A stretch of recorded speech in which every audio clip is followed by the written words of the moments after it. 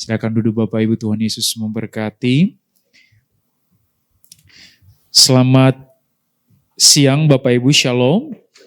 Puji Tuhan, kita memasuki bulan April dan kita tahu bersama bahwa bulan April adalah bulan yang penuh dengan kemenangan. Kenapa? Karena di bulan inilah kita merayakan beberapa perayaan hari-hari penting di dalam kekristenan. Apakah itu Jumat Agung, apakah itu Paskah dan sebagainya. Nah, biasanya gereja-gereja akan mengadakan pertemuan, makan bersama, bahkan mungkin ada yang retret gitu ya, untuk benar-benar merayakan kemenangan yang sudah Yesus anugerahkan bagi kita. Nah, sesudah guys Tuhan, saya akan sampai kepada penjabaran tentang 7 perkataan Yesus di atas kayu salib, di mana pada hari ini saya sampai kepada perkataan Yesus yang ke-6, yaitu aku haus. Dan mari kita baca bersama-sama ayat ini dari Yohanes pasal 19 ayat yang ke-28. Yohanes pasal yang ke-19 ayat yang ke-28. Firman Tuhan berkata begini, sesudah itu karena Yesus tahu bahwa segala sesuatu telah selesai, berkatalah ia, supaya genaplah yang ada tertulis dalam kitab suci, aku haus. Aku haus. Saudara, aku haus ini yang pertama merupakan penggenapan dari nubuat perjanjian lama tentang hamba Tuhan, hamba Allah, atau tentang Mesias. Dalam Mazmur pasal yang ke-22 ayat 16 dikatakan, kekuatanku kering seperti beling, lidahku melekat pada langit-langit mulutku, dan dalam debu maut kau letakkan aku. Jadi perhatikan deskripsi dari hamba Allah dalam Mazmur pasal 22 itu. Lidahku, kekuatanku kering seperti beling, lidahku melekat pada langit-langit mulutku, dan dalam debu maut kau letakkan aku. Yang kedua Bapak Ibu, dalam Mazmur pasal yang ke-69 ayat yang ke-22 mengenai hamba Tuhan, Mazmur 69 ayat ke-22 dikatakan begini, bahkan mereka memberi aku makan racun, dan pada waktu aku haus mereka memberi aku minum anggur asam. Anggur asam. Saudara, ini adalah deskripsi dari hamba Allah atau Mesias di dalam perjanjian lama. Secara khusus ini adalah tulisan Raja Daud. Di mana Raja Daud, kita harus tahu dia adalah dianggap sebagai Mesias di dalam perjanjian lama oleh orang Yahudi. Dia dianggap Mesias oleh orang Yahudi, itulah sebabnya pada waktu dia mengalahkan Goliat, mereka bernyanyi, Saul mengalahkan beribu-ribu, tapi Daud mengalahkan berlaksa-laksa. Karena mereka tahu persis ini bukan orang biasa. Kenapa Bapak Ibu? Karena Goliat juga bukan orang biasa. Dia adalah keturunan Nefilim dari Kejadian pasal ke-6. Dan generasi-generasi itu terus berlanjut, para raksasa itu terus berlanjut. Dan kenapa kekalahan Goliat itu sangat penting? Karena itu artinya ini adalah generasi terakhir dari Nefilim, para raksasa. Artinya ketika Daud mengalahkan Goliat, maka berakhir sudah garis keturunan Nefilim itu. Maka saudara kasih Tuhan, itulah sebabnya waktu orang Yahudi menyaksikan itu, mereka langsung mengklaim ini bukan peristiwa biasa dan ini bukan orang biasa. Saul mengalahkan beribu-ribu, tapi Daud mengalahkan berlaksa-laksa. Mereka melihat dia sebagai Mesias. Itulah sebabnya nyanyian-nyanyian ini merupakan gambaran dari hamba Allah yang sesungguhnya, di mana yang dialami Daud itulah hanya gambaran atau tipologi dari peristiwa yang sesungguhnya. Saudara, nubuatan ini harus digenapi. Segala nubuatan tentang Mesias di dalam perjanjian lama harus digenapi. Jadi poin pertama dari perkataan Yesus, aku haus, adalah ini, bahwa seluruh nubuatan di dalam perjanjian lama harus digenapi. Katakan amin, saudara. Apakah itu yang baik-baik ataupun yang sakit-sakit? Apakah itu yang luar biasa, mukjizat-mukjizat, maupun itu penderitaan-penderitaan? Kita tidak boleh memilih-milih, kita tidak boleh berkata, saya mau yang mukjizatnya, ya, tapi penderitaannya saya tidak mau. Yesus harus mengalami nubuatan ini, supaya genaplah nubuatan. Yesus harus mengalami penderitaan ini, aku haus, supaya genaplah nubuatan dalam perjanjian lama.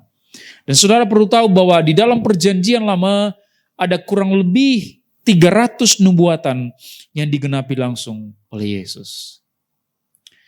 Bapak Ibu, sekarang ketika kita masuk di dalam kehidupan orang Kristen, apa nubuatan perjanjian baru terhadap orang percaya? Nubuatan perjanjian baru terhadap orang percaya ada dalam Markus pasal yang ke-16. Engkau akan pergi ke seluruh dunia. Engkau akan menjamah orang sakit dan orang sakit akan sembuh. Engkau akan menginjak ular dan engkau tidak akan mati karena racun kalajengking. Engkau akan berbahasa yang baru bagimu. Itulah nubuatan dari perjanjian baru tentang orang percaya. Dan kita mengklaim itu kita akan alami, itu akan digenapi dalam hidup kita. Tetapi perjanjian baru juga ternyata memiliki nubuatan yang lain tentang orang percaya. Yesus berkata dalam Matius pasal yang ke-5, dia berkata begini, berbahagialah engkau apabila engkau dianiaya, dicemooh karena namaku, karena dengan demikian engkau telah menjadi anak-anak Allah di surga. Dalam Yohanes pasal 16, Yesus berkata, dalam dunia kamu akan mengalami aniaya, tapi tenanglah, karena dunia sudah dikalahkan. Saudara, ada nubuatan tentang mukjizat, tapi ada juga nubuatan tentang penderitaan aniaya. Saudara mau yang mana? Saudara tidak bisa pilih. Sama seperti Yesus tidak bisa memilih, demikian dengan saudara tidak bisa memilih.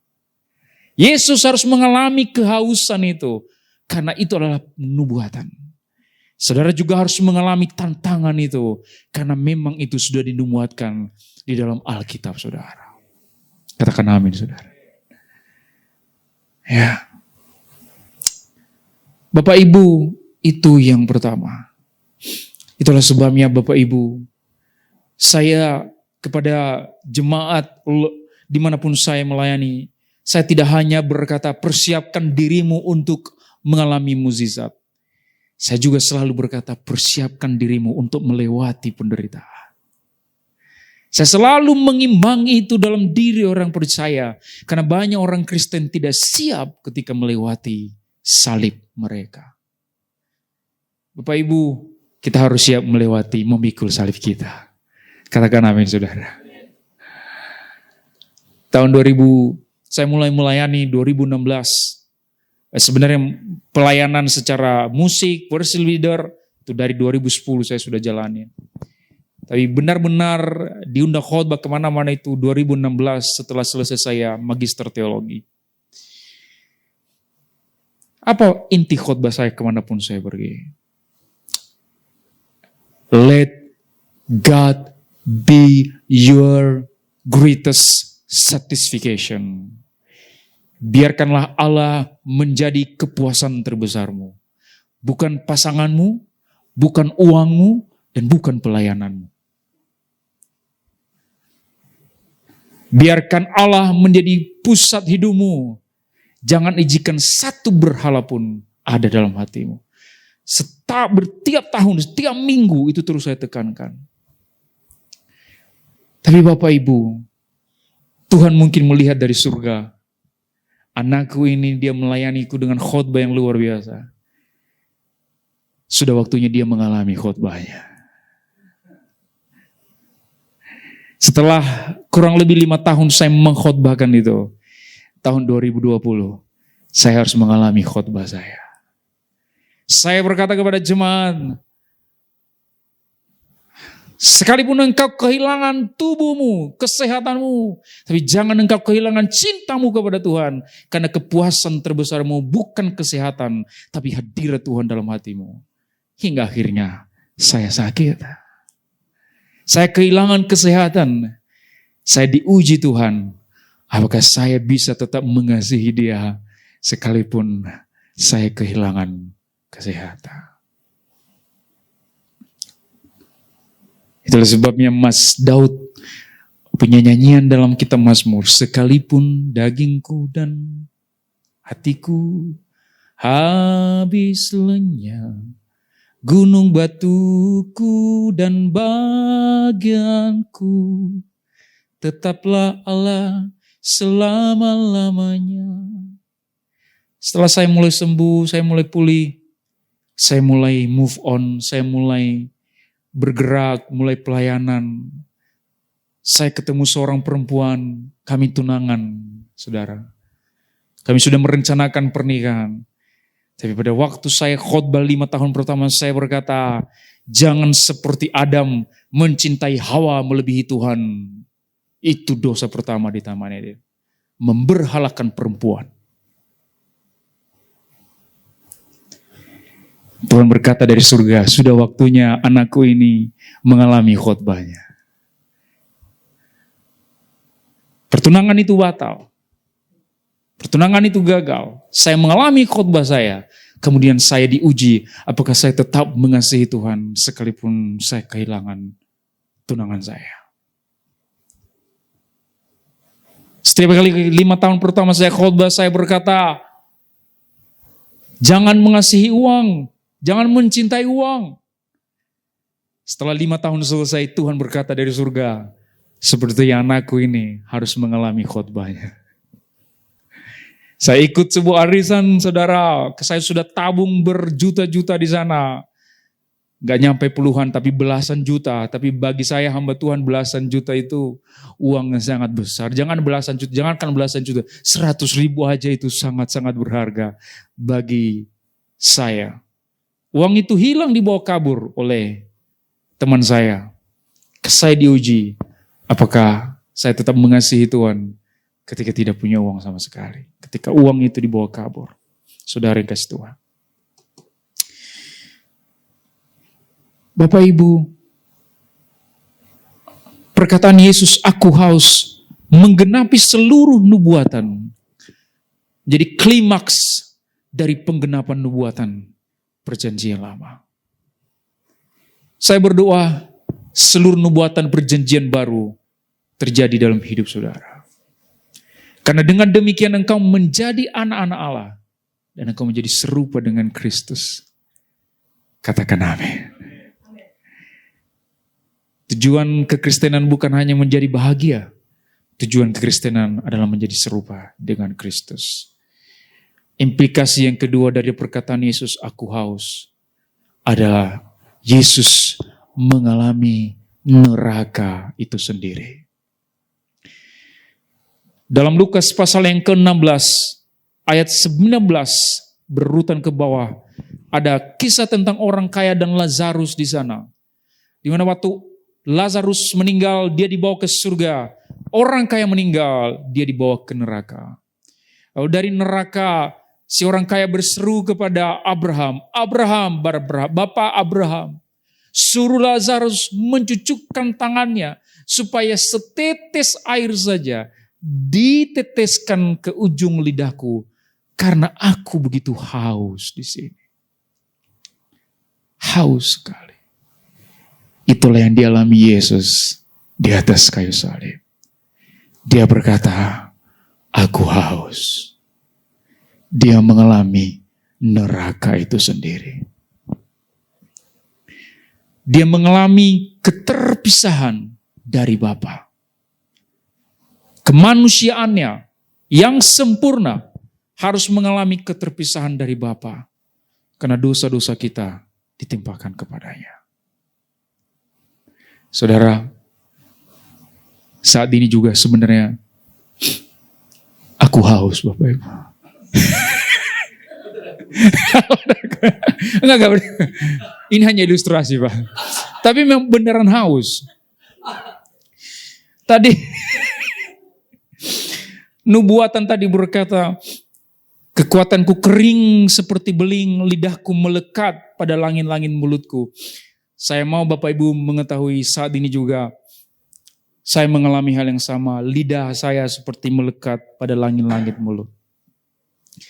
Kenapa saya mengalami kekeringan kehausan seperti ini, saudara? Karena sepanjang malam tadi saya tidak tidur. Saya tidak tidur bersama dengan istri. Karena anak kami, Kiara, mengalami sedikit kelemahan. Dia demam, pilek, dan batuk. Dia tidak bisa tidur. Otomatis Bapak Ibu, kami harus berjaga. Penggembala semisalnya dia bilang rasain Pak Joy. Karena penggembala sudah melewati itu ya. Saudara, saya melihat anak saya mau tidur enggak tega, saudara. Dia nangis, langsung bangun lagi. Tidak tidur. Sebelum ke sini tadi saya ada pelayanan di Mangga Besar.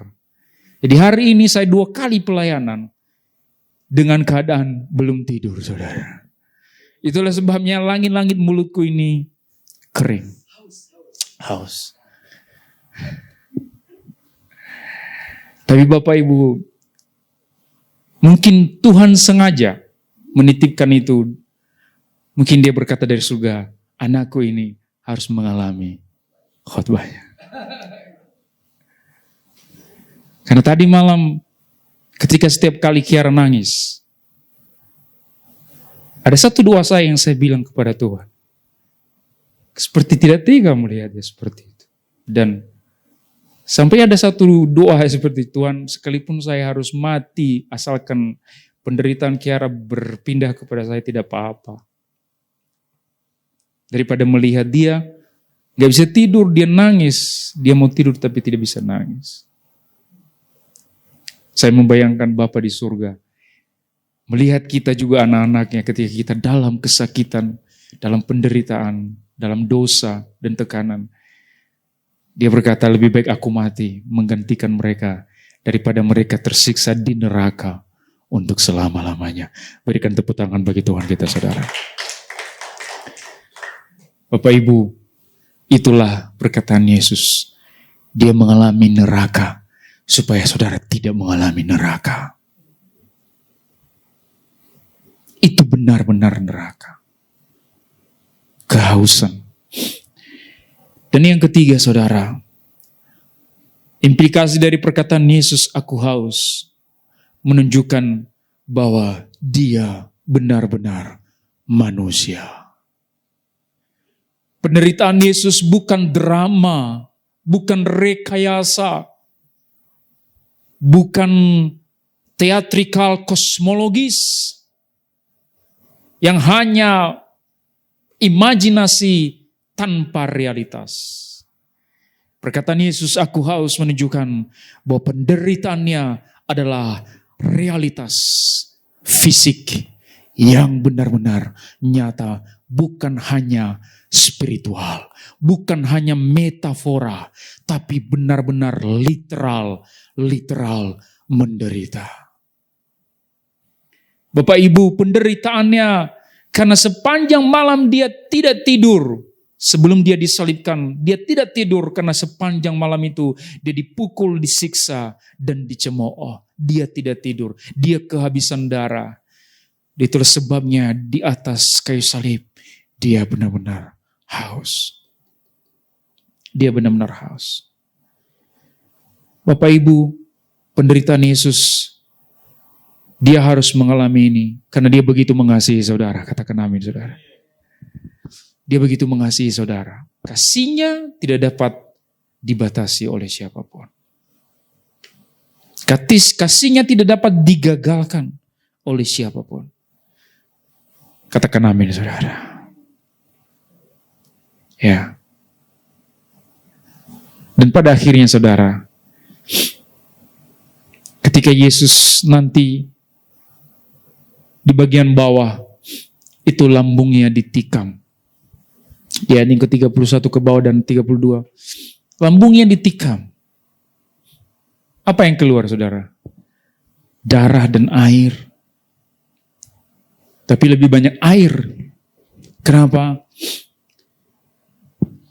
Mungkin orang pada zaman itu tidak memahami itu, tapi pada masa sekarang dalam ilmu kedokteran kita memahami kenapa yang keluar adalah air dan bukan darah. Ketika lambung Yesus ditikam dan yang keluar adalah air, itu menunjukkan bahwa jantungnya sudah mengkerut. Jantungnya sudah menyempit. Jantungnya sudah disfungsi dengan luar biasa. Sehingga kehilangan kekuatan untuk memompa darah. Tahukah Bapak Ibu, apa yang membuat jantung manusia bisa mengering dan mengecil? Yang bisa menyebabkan jantung manusia bisa mengering dan mengecil, penyebab secara psikologis adalah kepahitan. Ketika seseorang mengalami kepahitan, mungkin karena stres atau depresi, itu bisa membuat jantungnya semakin melemah. Makanya Bapak Ibu yang punya sakit jantung, jangan-jangan bukan karena bukan karena makanan, tapi lebih karena masalah pikiran.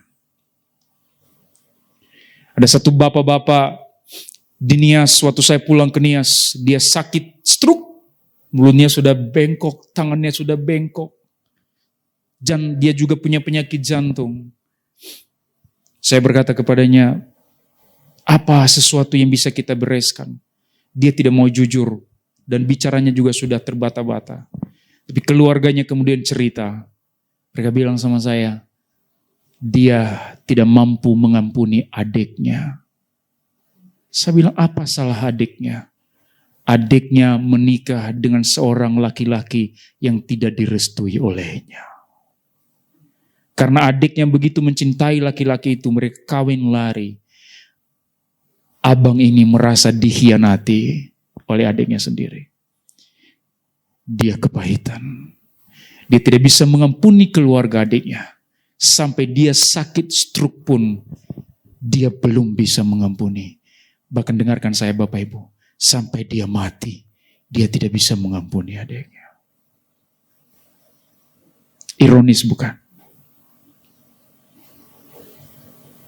Bapak Ibu, kepahitan dalam hati saudara, itu bisa membuat jantung saudara mengalami penyempitan. Lalu Yesus kepahitan sama siapa? Kenapa jantungnya sampai seperti itu? Yesus mengalami kepahitan bukan karena dia kepahitan sama seseorang. Yesus mengalami kepahitan karena seluruh dosa saudara ditimpakan kepadanya. Dosa bohong saudara ditimpakan kepadanya. Dosa korupsi saudara ditimpakan kepadanya.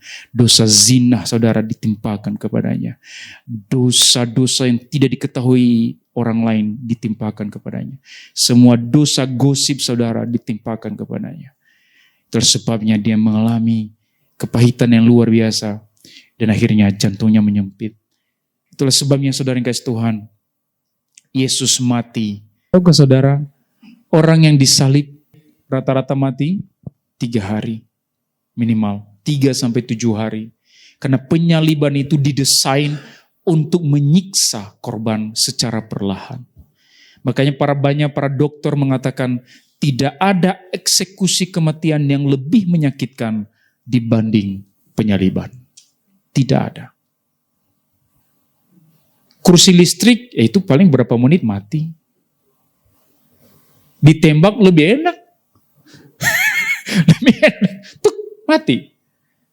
Penyaliban, para ahli bareng mengatakan adalah eksekusi mati tersadis yang pernah ada di dalam sejarah. Dan Yesus memilih eksekusi itu. Artinya apa saudara? Dia tidak mati seperti yang lain. Dia mati karena memang dia menyerahkan nyawanya kepada Bapa. Bapa, ke dalam tanganmu kuserahkan nyawaku. penderitaannya luar biasa adalah bukti kasihnya kepada saudara. Dia memilih penderitaan yang paling menyakitkan supaya saudara tidak perlu melewati semua penderitaan itu, baik dalam hidup yang sekarang maupun hidup yang akan datang. Katakan amin, saudara. Jadi jika hari ini saudara mengalami kehausan, ingat Yesus sudah mengalaminya.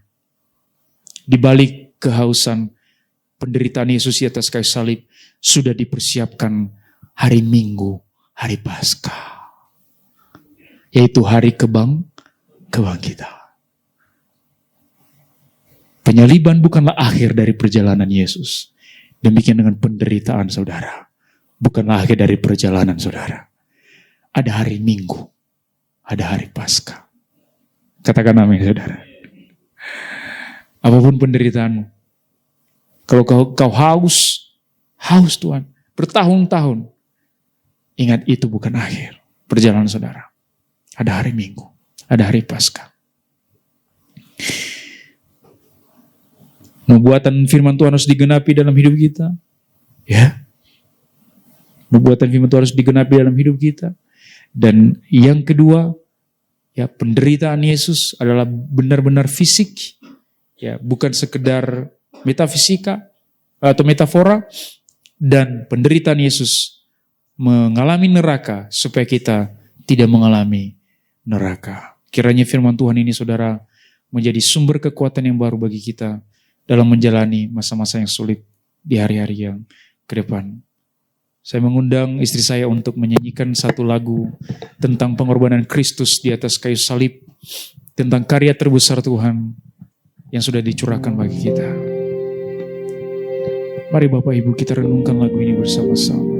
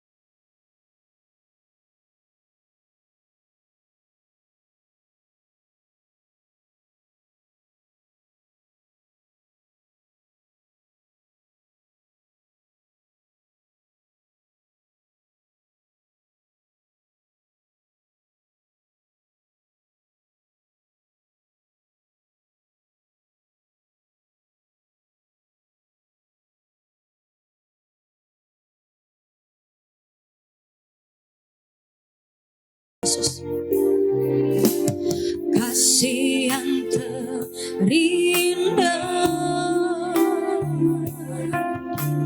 hati yang mulia,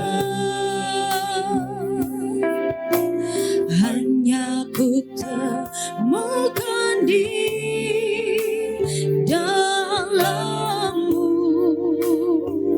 Yesusku. Pujian dari hatiku.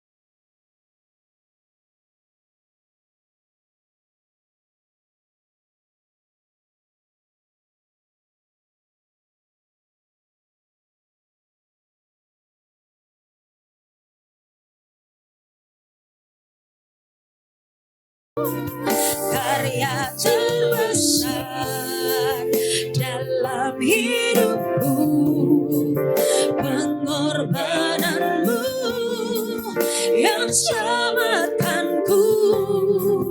Engkaulah harta yang tak ternilai yang ku miliki dan ku hargai.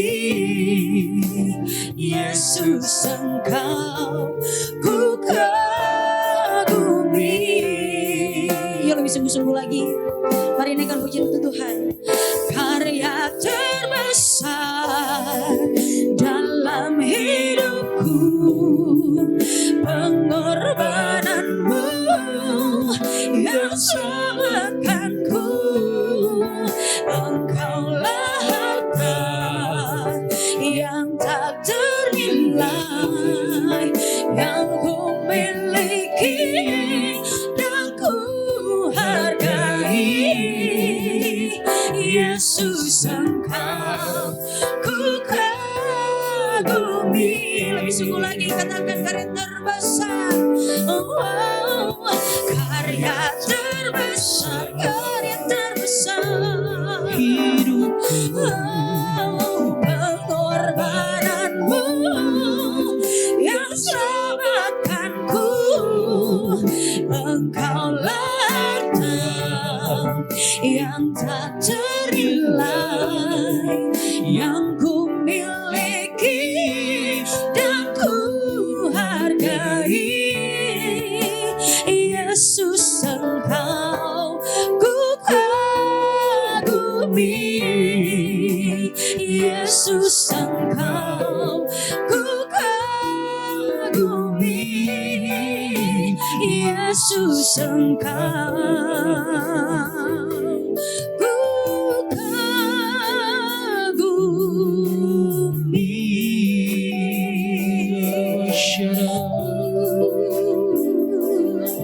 pribadimu yang ku rindukan, pribadimu yang ku kagumi.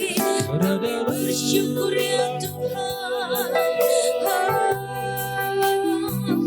Kau telah menebus hidup kami. Dengan salibmu ku menang, dengan pilarmu ku dapat kesembuhan. Sebab besar kasih Allahku atas hidupku. Sebab kasih Ku rasakan Kau, sungguh ajaib, Yesus. sungguh ajaib. Doakan Engkau, Tiada yang seperti ku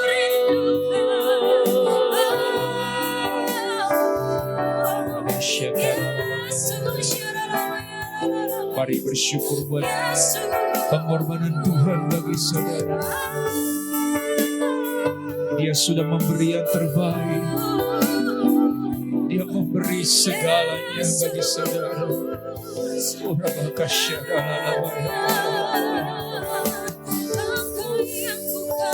Dia rela mengalami neraka demi saudara.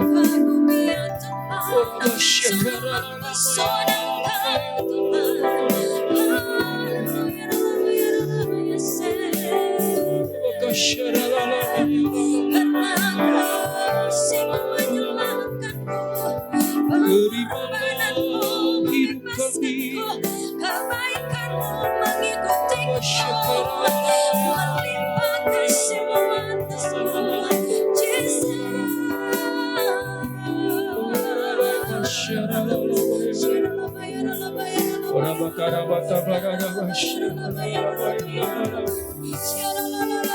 Glory, glory, glory, glory, glory, glory, glory.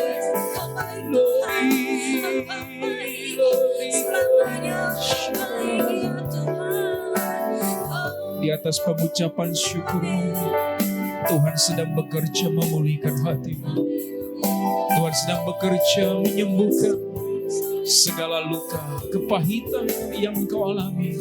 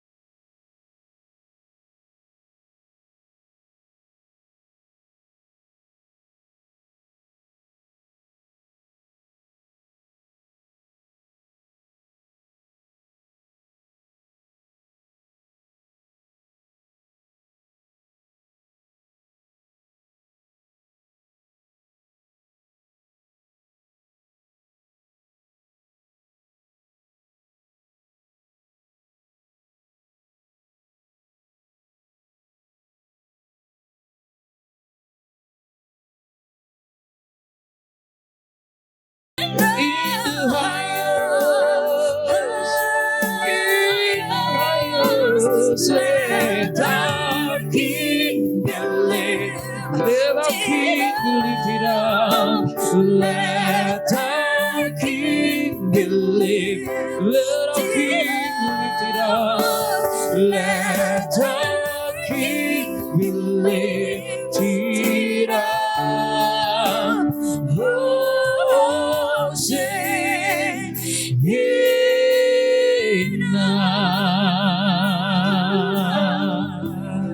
Hosana bagimu Tuhan. Amin, amin. Sebab Engkau saja yang layak menerima pujian kami. Karena Engkau yang sudah memberikan hidup-Mu bagi kami. Inilah hidup kami, sekarang milik-Mu, dari sekarang sampai selama-lamanya. Hanya di dalam nama Yesus. Mari Bapak Ibu yang sudah diberkati bersama-sama katakan amin. Tepuk tangan sekali lagi bagi Tuhan kita. Silakan duduk Bapak Ibu, Tuhan memberkati.